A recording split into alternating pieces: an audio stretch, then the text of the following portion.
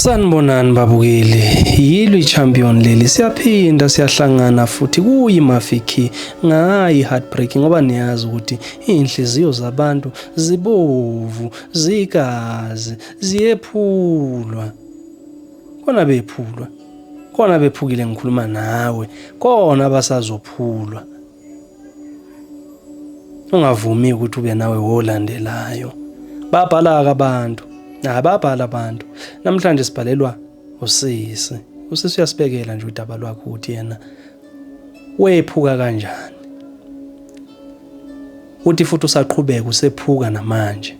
Ngoba lento yamephula ayikayiki, isamephula namanje. Hayi mangichitha isikhathi mangilifunda udaba lwasisi.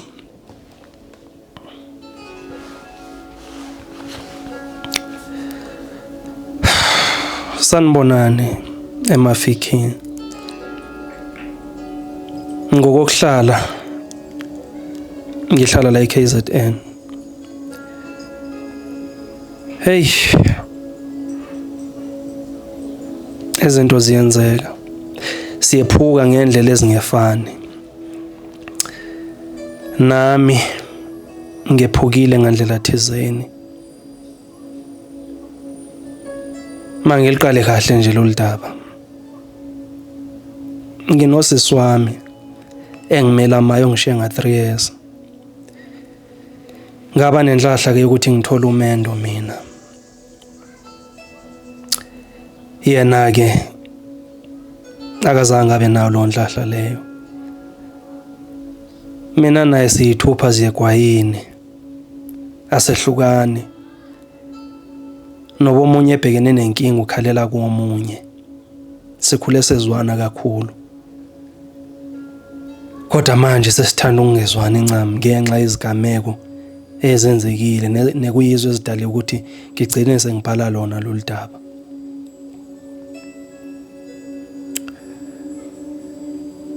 Kusho ukuthi njengoba shada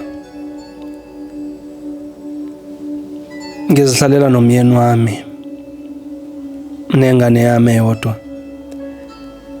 nomunye usisi wami omncane. Usisi wami omdala ke yena unakho ungivakashela nje izikhathi eziningi.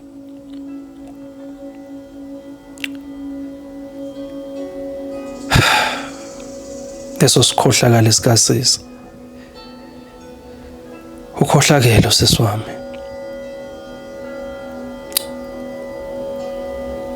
Kusho ukuthi ngezwe ngandletshananye ukuthi ulala nomyeni wami. Kodwa zange ngiyikhole ngoba ngiyamazi usisi wami ukuthi akafuni nokuzwa ngami. Akafuni nokuzwa ngami, akafuni nje into engithintayo. Mawungathinta mina umthintile naye. Ngezwe ngosisi wami omncane. Usisi wami omncane una 14 years njengamanje. Uyena kwangitshela ukuthi sisi khona into so engiyibonile. Wena kade ungekho. Ubhuti benosisi bebenza u1 no2 no3. Ngifike ngababhaqa ngabaleka mangibona ukuthi benza lento ngabaleka ukwenza ukuthi bangangiboni. Ungazibuza ukuthi lengane ngenwe yini? Wayefuna ukungixabanisa nosisi wami. Ngoba phela bengazi ukuthi usisi wami angeke azayenza leyo nto. Ngabuya ngahlala naye phansi usisi wami ngathi sisi ungayenza kanjani into enjalo? Wabe sephika usisi wathi hayibo. Angeke yena yenze into enjalo. Ngiyithatha kuphi leyo nto? Ngajikeleza washo ukuthi hayi. Kusho ukuthi lo muntu engizwe ngayo ufuna ukusixabanisa. Because yena akazani nento enjalo. Nendlela wayerelaxe ngayo masikhuluma ngalo ndaba kokubonakala ukuthi akalazi. Ngabe sengiyasho ukuthi hayi usisi wami omncane ongitshelile. Wabe sembiza kusisi wathi makachaze kahle lonke udaba njengoba lunjalo ukuthi ubonini. Ingane yaqala yashona le nale yathi yona ayisho ngonto kumina wathi uyabona ke wabe swathi ayiphuma ingane. sani mase sisele soyithi wathi lengane kukhona umuntu oyithumile ukuthi enze lento so that thina sobabili sizoxabana. Ngathi nami mase ngiyibhekisisa lento ngazama ukuhlala nosisi wami omncane phansi ukuthi sisi ubani okuthumile, ubani lozama usixabanisa. Hayi ingane yangundaze engabisakwazi manje ukukhuluma. Ngabona nangempela ukuthi hayi usisi wami akayenza ngalento, ingane beyithunyiwe. Kwadlula nje isikhashana ngabona indlela ingane engibheka ngayo ukuthi kukhona ukushaya amanzi. Noma ngimbiza mangikhuluma naye asabele kaningi kubonakala ukuthi akangizwa kahle ukuthi ngithini, khona lento emphazamisayo. Ngabe sengiyibuza ingane ukuthi hawo sisi wami kwenzakalani, uhlushwa yini? Wathi hayi akho nto. Ngazama ukumncenga wathi hayi le nto engayitshelenga ngiphinde ngayibona futhi. Uzangixolela sisi wami, ngizama ukunixabanisa kodwa lento engikhuluma ngayenza ngempela. Usisi kodwa ngiyamsaba, ukwazi ukuthi ungangihlalisa naye phansi ucabanga ukuthi ngizakhuluma izinto njengoba zinjalo. Ngiyamsaba usisi. Ngabe sengiyeke ingane ngathi hayi mangiyeke kanjalo.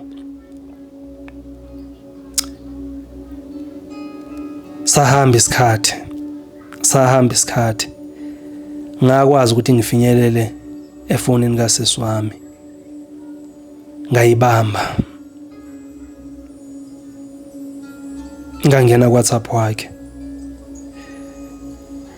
Kulapho la ngathola khona izinto ukuthi nangempela ziyenzeka.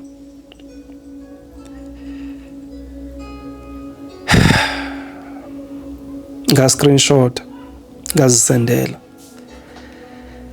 Kabese ngambuza usisi wami ukuthi sisi 1 no 2 no 3 why umenza? Wahleka kancane usisi wami wathi sisi wami salikhuluma lolu daba. Ngakutshela ukuthi angisoze ngayenza into enjalo. Ngangena kuWhatsApp ngamvezela ama-screenshots. Komama zemqaleni kusisi wami. Waxolisa.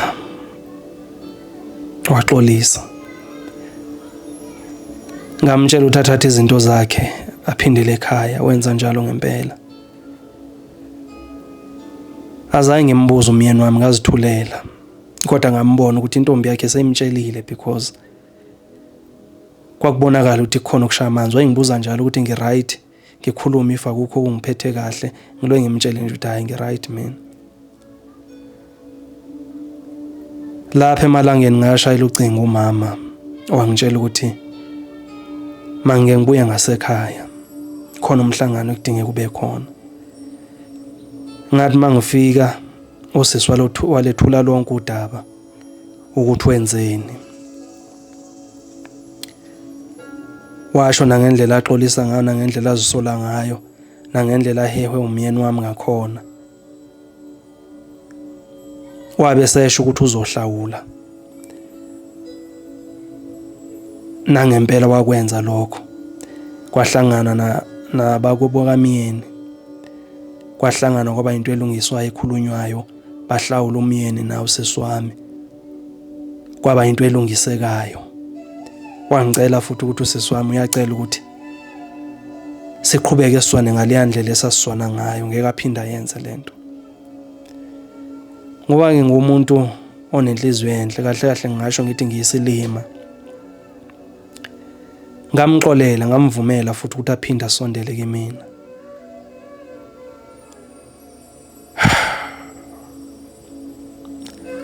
Azange ngisezwa ngengane, azange ngisabone efonini. Ngafica mina beyenza. Kulapho ke la ngavane ngaphuka inhliziyo ngendlela eyisimanga.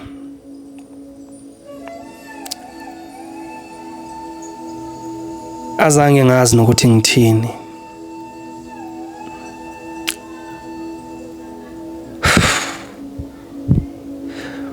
Kwaba udaba olukhulunywayo futhi, salukhuluma sisobathathu, salungisa.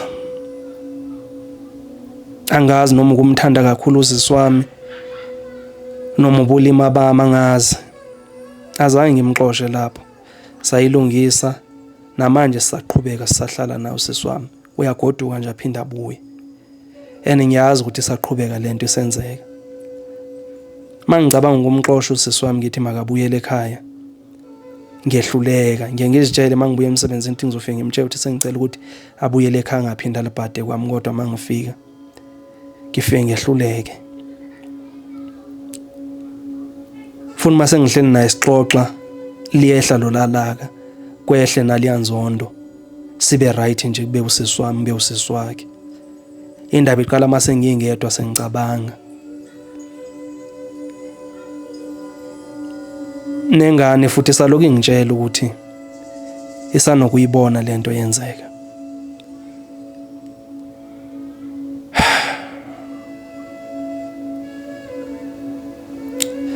Manje angazi ukuthi ngingagcina